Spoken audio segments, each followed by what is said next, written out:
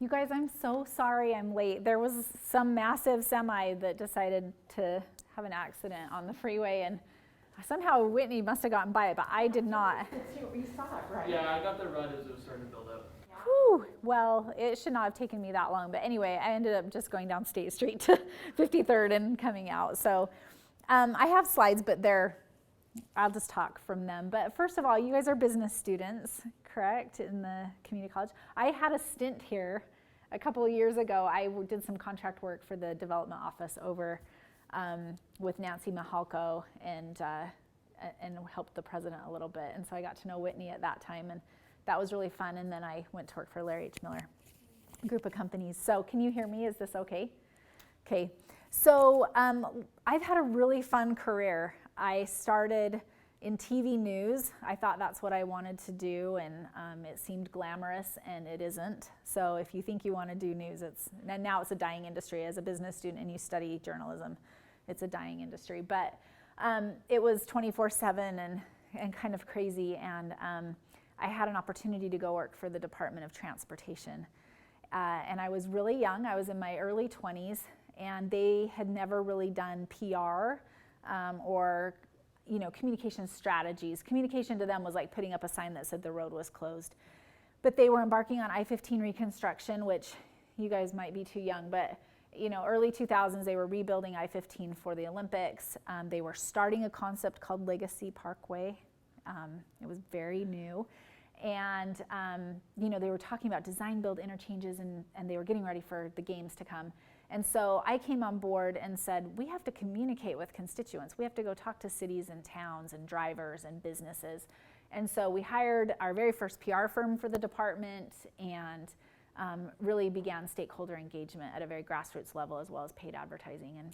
And so that sort of transformed the way UDOT does business. And I think they're a very highly rated state agency now because they are so communicative, even with the variable message boards you see on the highway. And yes, and they get actually national awards. They're so creative, but it shows how, though it's a public agency, they do a business, right? They're in the business of moving people, and the way that they've comprehensively built that communication strategy. That was really fun. I worked there through the Olympic Games. And so if you ever hear the term "know before you go" on the radio, that was our term. We came up with "know before you go" for the Olympic Games, which was the games are going to be crazy. All these people will be here clogging the roads, and you need to know before you go. It was well ahead of social media and those things, but we printed brochures of all the routes for the Olympics and handed them out at Smith's grocery stores for Thanksgiving before the games. And we traveled all over, and we went and met with Governor Leavitt and said, there's this thing called telecommuting, and we would really love if we could meet with businesses in the state and state government and convince people to work from home or job share. Our goal, you're a business-minded, we had a KPI, a key performance indicator, that we wanted to remove background traffic from the roads by 20%. So that meant all of you going to college, people going to work, grocery shopping, whatever, needed to stay off the roads, 20% of them, while the games were happening. So that's why we did this Know Before You Go campaign. 511 was created then. All of that was happening under communications at UDOT at that time with me. And we reduced background traffic by 40%. So it was really fun. We used engineers' models of the way traffic could be, and we had news conferences. We brought journalists into the traffic operations center and put all these great screens up and showed them what it would look like if everybody was on I-80 at the same time. And people listened and they changed their behavior. And so we had a really successful games for a lot of reasons, but transportation was not a negative factor, which was really fun for me. So I was 25, and I got a call from Governor Leavitt's office saying Governor Leavitt is probably going to go to the EPA. George Bush is going to nominate him to lead the EPA. And we need a press person to help Lieutenant Governor Olene Walker assume office. And so I took it. And I was nervous because I was just turning 26, and I thought, I don't know anything. I had total imposter syndrome. I was very scared. But it was amazing. I got to work with Utah's first woman governor, and we worked on incredible things. The very beginning of tax reform, actually. We found, Governor Walker's daughter found her old notes of how she was mapping out tax reform, and you saw the legislature took that on this last summer. It failed, but they hit it again. Amazing things. The Read with a Child initiative. So if any of you have kids or you grew up and they'd read 20 minutes a day, that was Governor Walker, and she was trying to help kids read, and so we got to communicate that. And then I went to higher ed. She didn't win. She was an 86% approval rating, but she did not make it out of convention. So the delegate system in Utah is a lot different than the general population of voting. And so we were out, and I went to work for higher education, and it's now the Board of Higher Education. Is that right? It changed. Board of Higher Education. Yeah. It was the Board of Regents when I was there, and so we put in place what was called the Regents Scholarship. Did some really fun lobbying around that, and just a lot of work on assimilating tech colleges and higher ed. It was really fun. And I thought I was going to live in government forever. I loved public service. I had gotten a master's of public administration.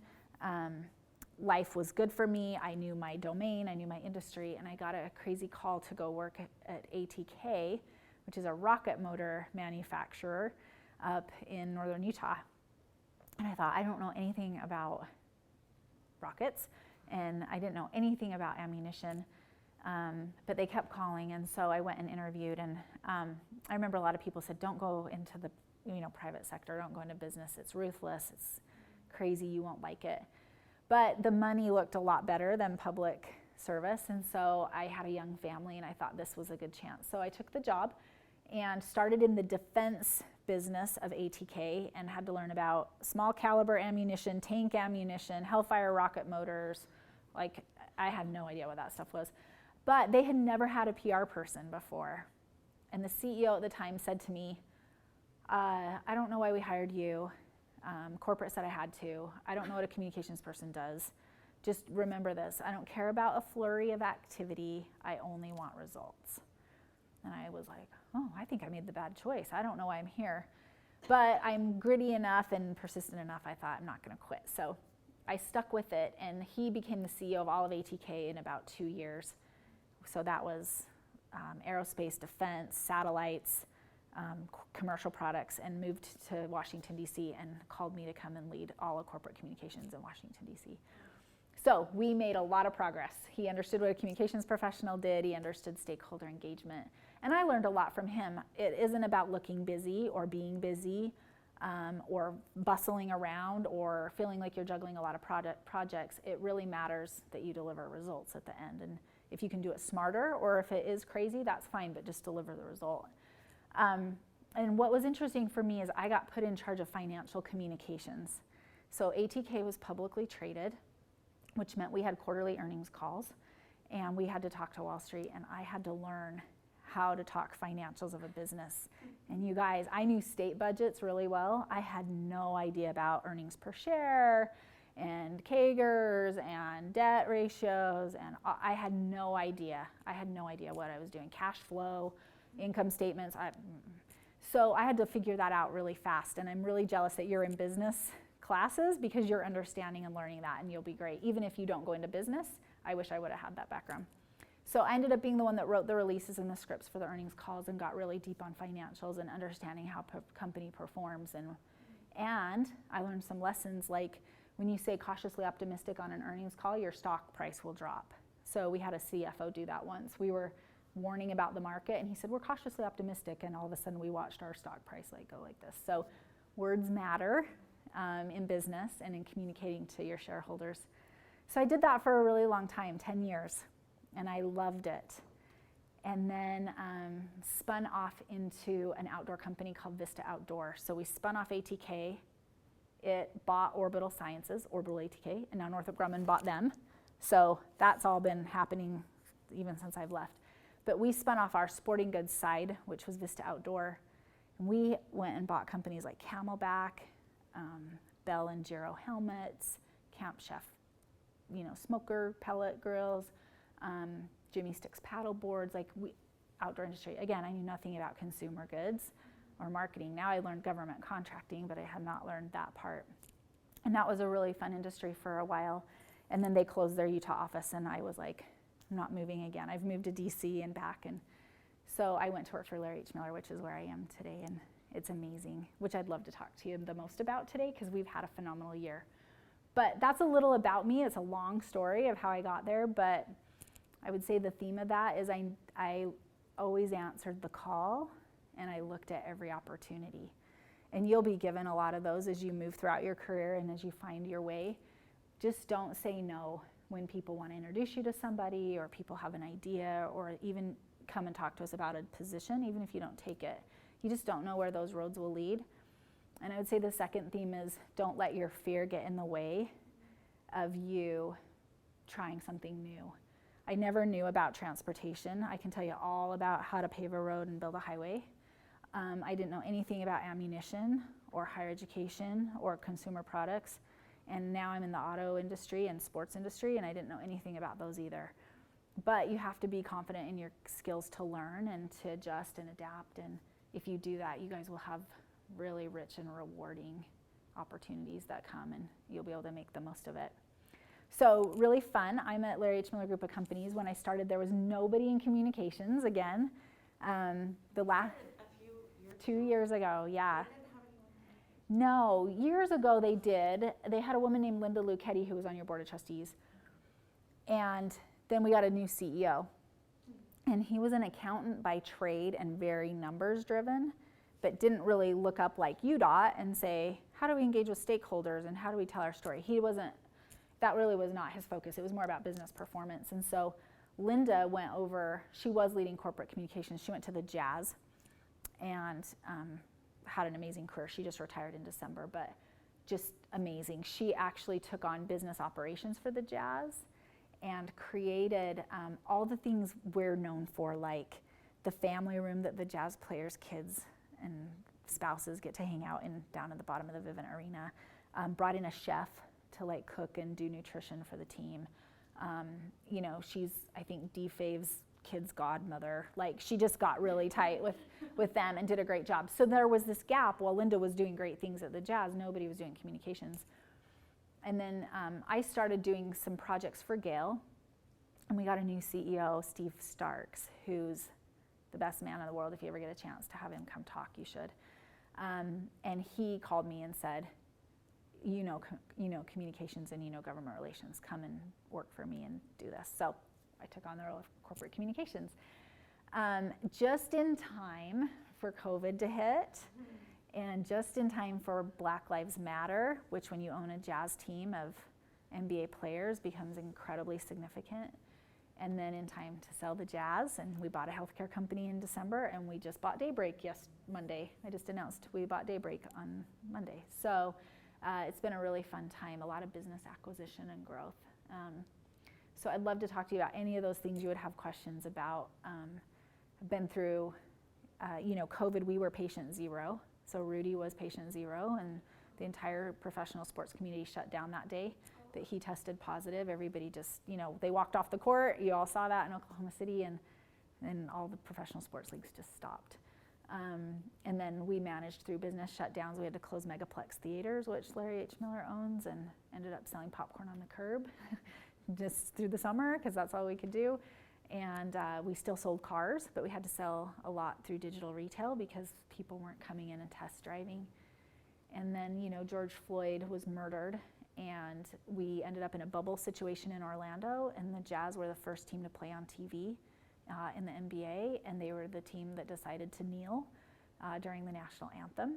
So talk about messaging and, corporate partners and income and what all of that means, because that was a PR story for sure.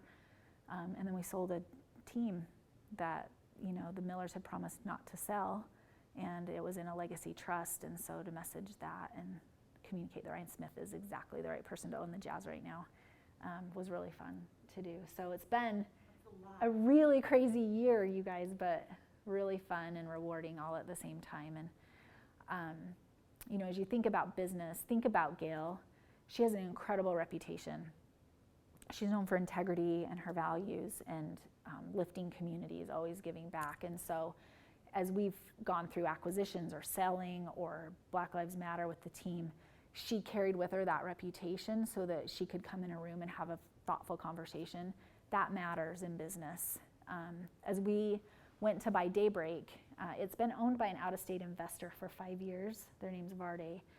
And they've been in their 5-year cycle. It was part of their investment strategy, and now they're out. They kind of did what they needed, and they were looking for a buyer. And for us to come in and local leaders like mayors and stuff to say, we want Larry H. Miller because they have a good reputation and they do good by the community, that mattered a lot as we did that deal. And so, you know, it carries weight when you can maintain a company that has good values and integrity. And so we were welcome to the table, and I think people are really excited that we own it, because we won't be in there to like put a bunch of strip malls and get out. We'll be there to create a lasting legacy for decades and generations to come that people will be proud of, and that we'll be proud of. Our CEO lives there, so that's exciting. He will be accountable because he'll have neighbors that will not like it if he does something weird. But so anyway, that's been the last year, so career, and then this last year, it's been kind of a crucible. And again, doing things we didn't know, but willing to say yes and try and hang in there and get it done. But I don't know. Do you want to ask questions? I can keep talking, but yeah. I have a quick question.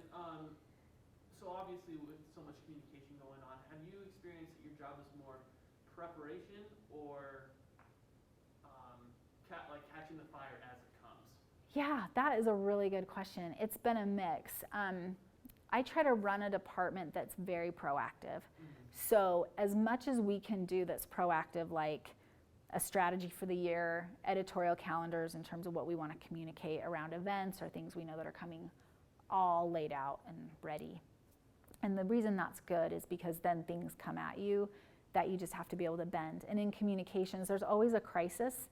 It might not be, you know, patient zero. It might just be that like there's an angry customer and we got to work, you know, or there's a lawsuit or something we got to go work through. So it's not always big, but you want to maintain enough proactive and strategy work that you can bend and, you know, be nimble when it's the other. I would say probably 80% of my year has been just crisis and issue management. And then you add deals. So M&A work, you know, mergers and acquisitions and divestitures, that is time consuming.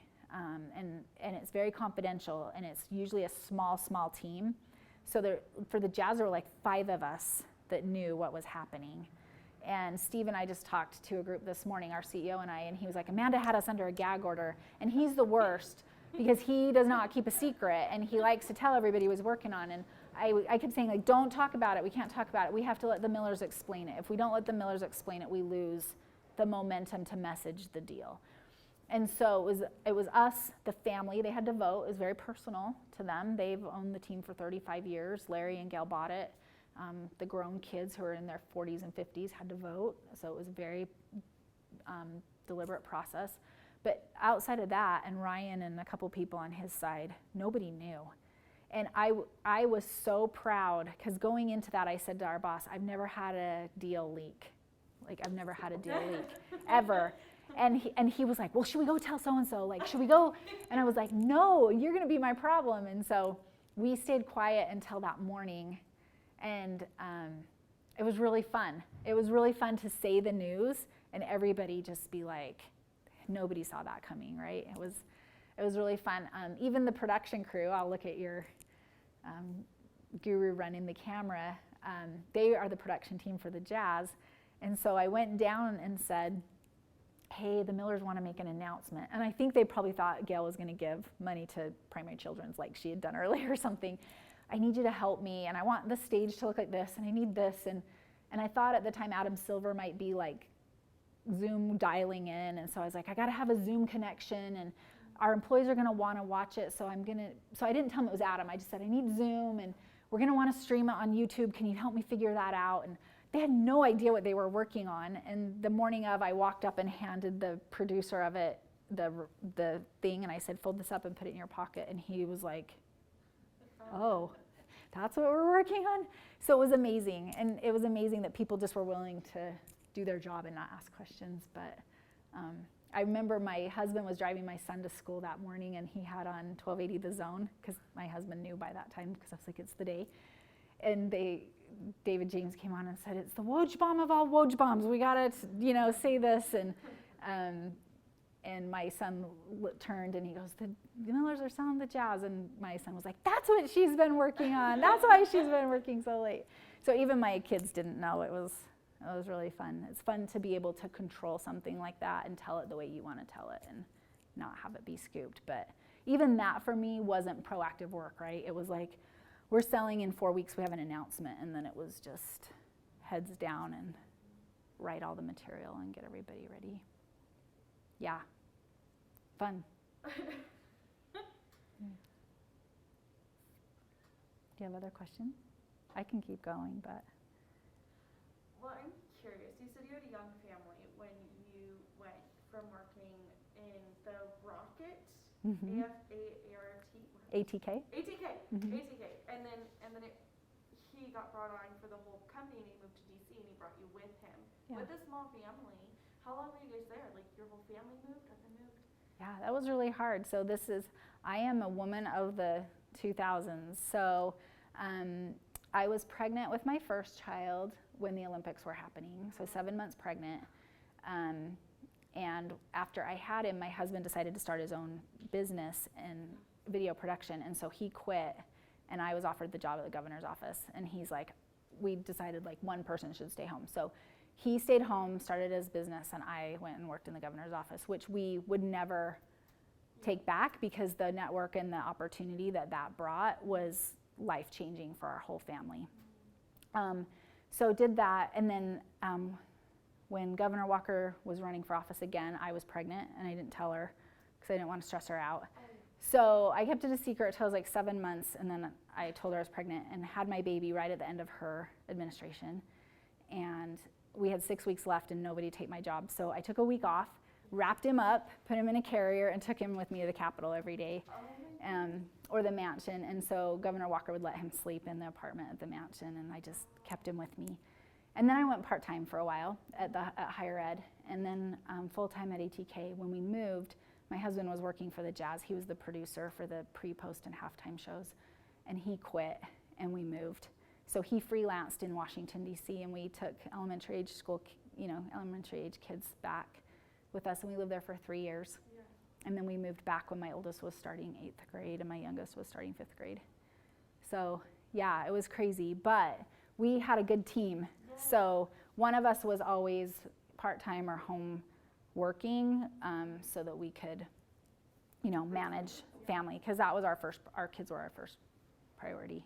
So we're different. We're totally different. But I will say in Washington, D.C., there were 4 other households where the dads worked from home and freelanced, and the wives worked in the office. So we kind of had this fun little group of, like, he had his little cluster of friends, and I had my little cluster of friends, and it worked out. But yeah, so cool that you did that. Yeah, you can't do crazy big things without a good team behind you, whether it's extended family or your immediate family, to make that work. So, but yeah, loved it.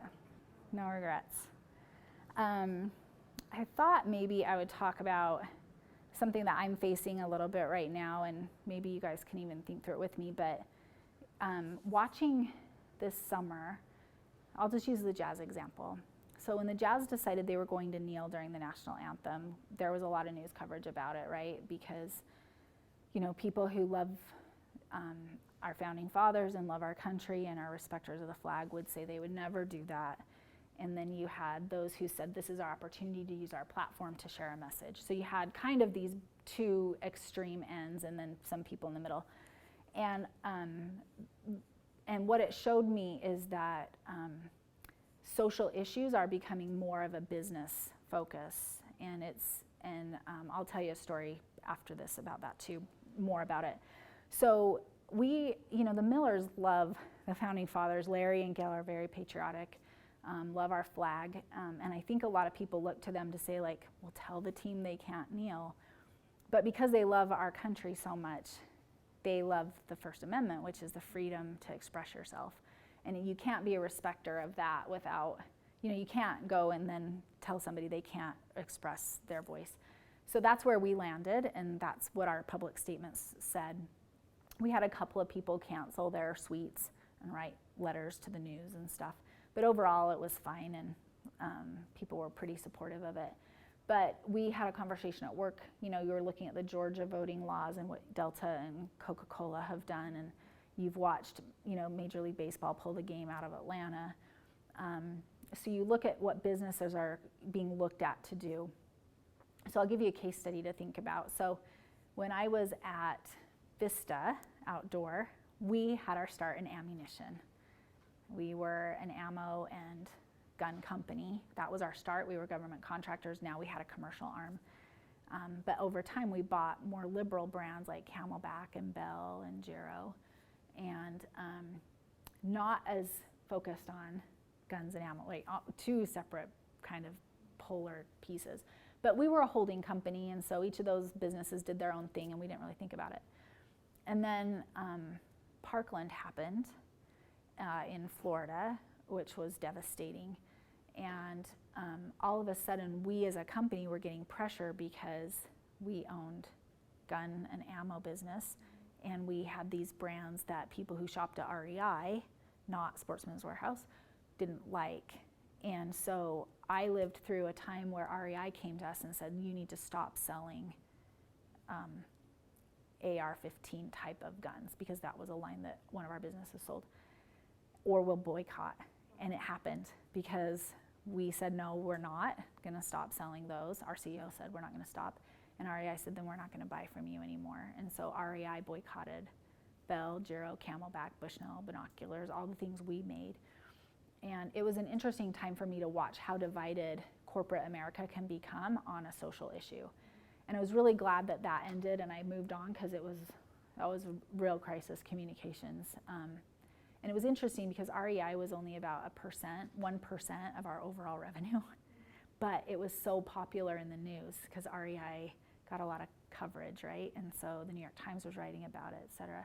Most of our revenue was selling ammunition to duck hunters and deer hunters and all of that. That was the bulk of where our revenue was coming from. So it was interesting from a numbers perspective, from a business perspective, it didn't make sense to stop, but yet from a PR perspective, from a social context, what do you do? So then when we found ourselves with the Jazz kneeling and people saying, well, I'm not going to renew my corporate sponsorship if Gail Miller lets that team kneel. Well, of course, she's not going to tell them they can or cannot do that. That's their First Amendment right. So it was just interesting to me, and now I watch the Georgia voting laws and what's happening there and what companies are doing and sports are pulling out. I don't know, just are those things you guys are talking about and studying in terms of business, and what are your thoughts? Well, I'm actually curious because I feel like those political socio issues are huge right now for business. How do you navigate that as a communications business person? How do you decide like what you're going to comment on, or like how you're going to take a stance and how you approach that? Because like obviously it's the consumer that you're trying to appeal to, and they're wanting a certain thing, but you have such polarized consumers. Yeah. How do you decide? Well, and in addition to consumers, which hits your bottom line, it's also employees. And when you look at new generations of employees, they're very eager to see what the mission of the company is and where you take a stand and can they believe in what you're doing. And so those are two big factors. Yeah, those are the right questions, right? Like, I think you have to look at business, but it can't be about an almighty dollar. And so what I love about where I am now is our company is all values focused. So we have our values, which every employee can recite. It's integrity, stewardship, service, and hard work. And then, we have some guiding principles around that too. Like, we will always protect the financial, moral, and legal well-being of the company. Like, that's what we do. So I think we were just talking about this today. We don't make a statement to win the press event. We don't go public just to have like a big splash in the media.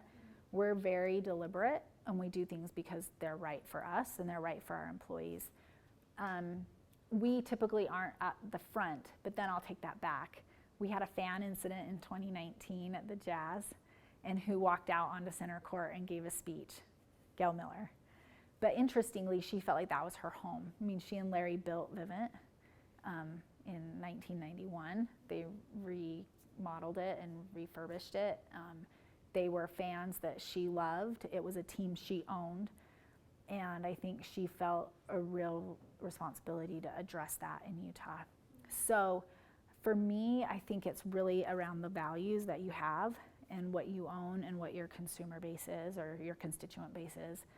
and then you do it for the right reasons. If you're doing it to win the press battle, if you're doing it, for notoriety, I think you'll always be behind, and I think you'll be catching up or chasing your tail, and you won't succeed.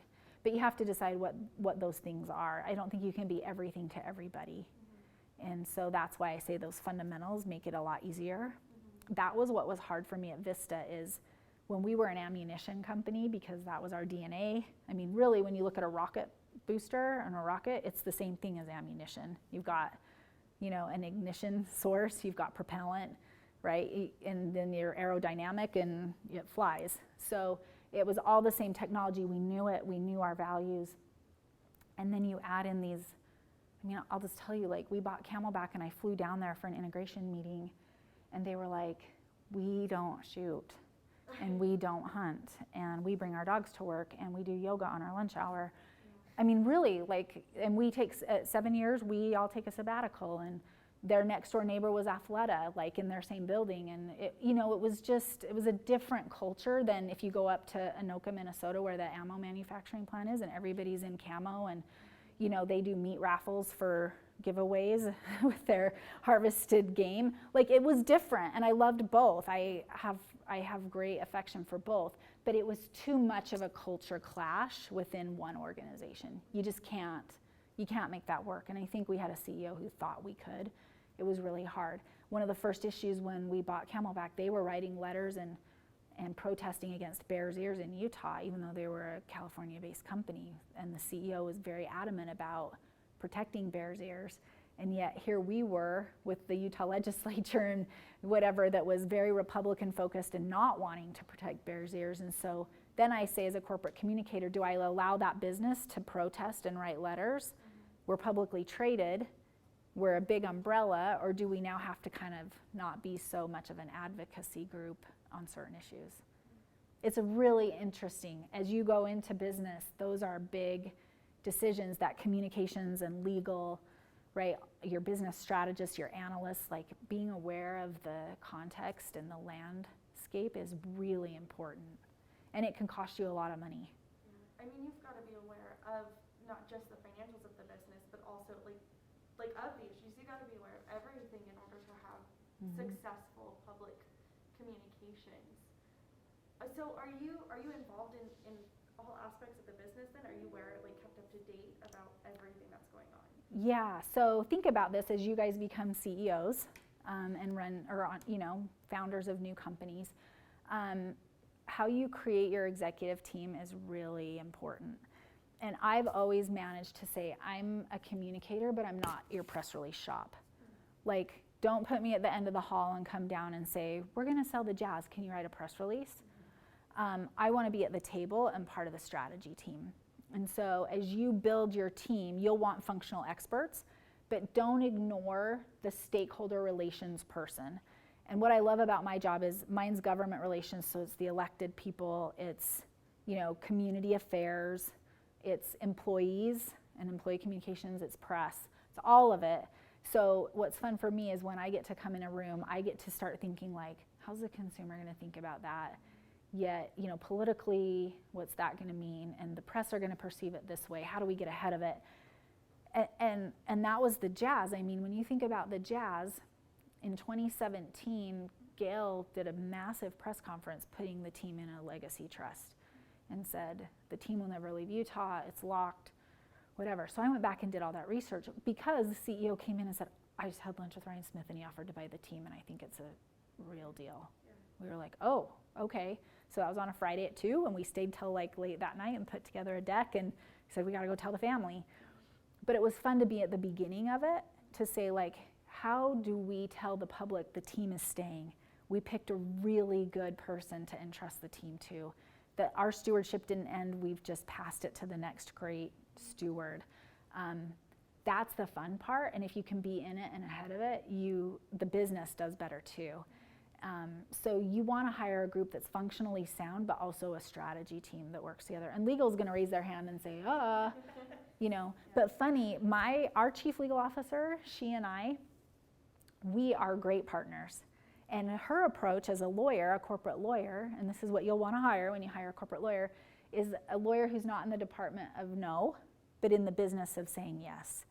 And I love that about her, because she could give you all the legal reasons why not to do something, why we don't fire that person, why we don't do this. And instead you go and say, I want to do X, and she says, we'll find a way to make that happen. Legally, I'm going to advise you this, but I think we could do this. The risk would be minimal if you do it that way, really great if you do it that way. How do I help you get it done? That's awesome. So, you know, our team right now, if you think about it, is our CEO. We have a chief strategy officer who's a deal guy. Like, he's all about buying and selling companies. He's amazing. And he's aware, like I am, but in a different way, of what's happening in the world. He's aware of economic trends, right? What are the markets doing? What's the Fed doing? How's the Treasury? Like, he's watching all of that. What's happening in business cycles. So he's amazing. We have a CFO, awesome, all the things financial, right? We have a chief legal officer who's a business partner through and through. We have a chief information officer, because it's so incredible to have that technology. And he's not your typical IT guy. He's like, we call him Stump the Beach, his name's BJ, because he knows everything, and he's just so smart, and he's reading and consuming and strategizing. And then you have me, the chief government relations officer and communications officer. And so you kind of throw us all in a room, and you forget titles and you forget roles, and you just throw your best thinking into the middle, and it's really fun. Our CEO is really known to just come down the hall and be like, you got a minute? And you're like, no, but okay. And we all just go shut the door, and pretty soon he's on the whiteboard, and he's, you know, what would happen if we sold this? And what would happen if we did that? And Amanda, could you go get government support for that? It's just, that's how you want to run a business. It was a really collaborative team of experts.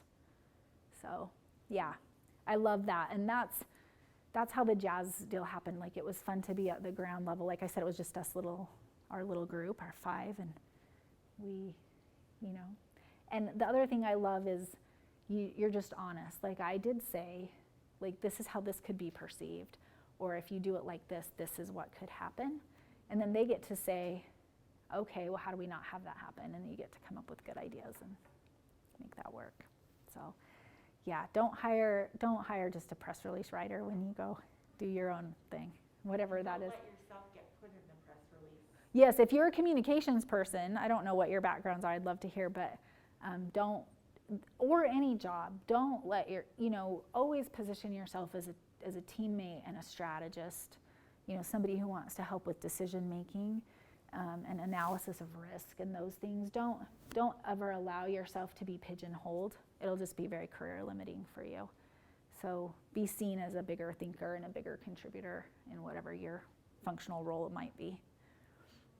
So I've fought very hard not to be that. I've seen that happen in businesses where I am, and I'll come in and be like, who's in the comms team? And they're like, oh, she writes press releases. I'm like, no, it's not how you use that person or that role, any role. So people have a lot more potential than that. I'm just curious, tell me your first name and what you're looking at doing when you get done. Molly, I'm looking at accounting. Accounting, okay. I'm Victoria, and I'm a finance major. I want to get into financial analytics. Awesome. Well, you should call us. We're doing a lot of that. Okay, tell me. Steve, business analytics. Okay, same. My name is Alex, business management. Okay, tell me your name. I'm Ryan, construction management. Hey, we just bought Daybreak. We're going to be doing a lot of building.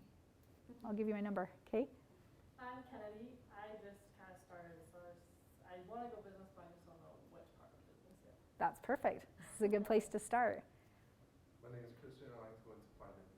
Okay, this is good. I wish I would have spent more time learning about finance and business. I had to learn it on the job, and it was a lot harder for me. And it's great if you don't know yet what you want to do. Business is a great place to start. That's what I'm telling my son. I told him to do business too, because there's so many ways you can branch out and be available. Those of you who do business analytics, our analyst team is incredible. They sit together. Most people have their own workspaces. They sit in a big room, and we call it the bullpen, and they are thrown in there, and they have whiteboards and big projection screens, and they are constantly doing analysis and recommendations, and the work they do leads to the purchase of Daybreak or to why you should sell the Jazz and why it makes sense now and not to wait 2 years. and they're super smart. And we kind of butt up against each other. I'll send them something like, hey, did you guys see this? This is happening. And our main business analyst and I just had this conversation about corporations taking political stands and social stands and how that's getting, we literally just talked about it yesterday. So it's a fun group like that. So I don't know, any other questions? Well, maybe to wrap up, Yeah. can you share some pieces of advice to students as they're beginning their careers, or what Yeah. hard-won lessons you've learned? I've learned a lot of really hard lessons. I learned the hard way. One thing I learned the hard way, and it's just because I'm wired different. I'm a very red personality. I'm very competitive and a perfectionist. And so when I started out my career, I had really high expectations of myself and really high expectations of other people. And I was put in managing teams really early. And as I've aged and had more experience, I've realized like that personality doesn't work. Like people matter, people's opinions and feelings and how they're perceiving, how they fit on a team matter. And I was probably a lot more insensitive to that early. I'm much better at it now. I was more about driving for the result really hard, and so for me that's been a hard lesson to learn, because I probably wasn't as, I've always been kind, but I probably wasn't always as patient with people. I was like, run as fast as I'm running and let's go. And so as you manage and work with people, and I think even more now as we've become more millennial focused and needs and balance and those things, I think we have to be more perceptive to that. So I was not very good at that. I always tell people to say yes. I told you that earlier. Say yes. Say yes to meeting somebody, going to lunch, having an exploratory discussion. Maybe even they want you to come and talk about a job. You might not take it, but go.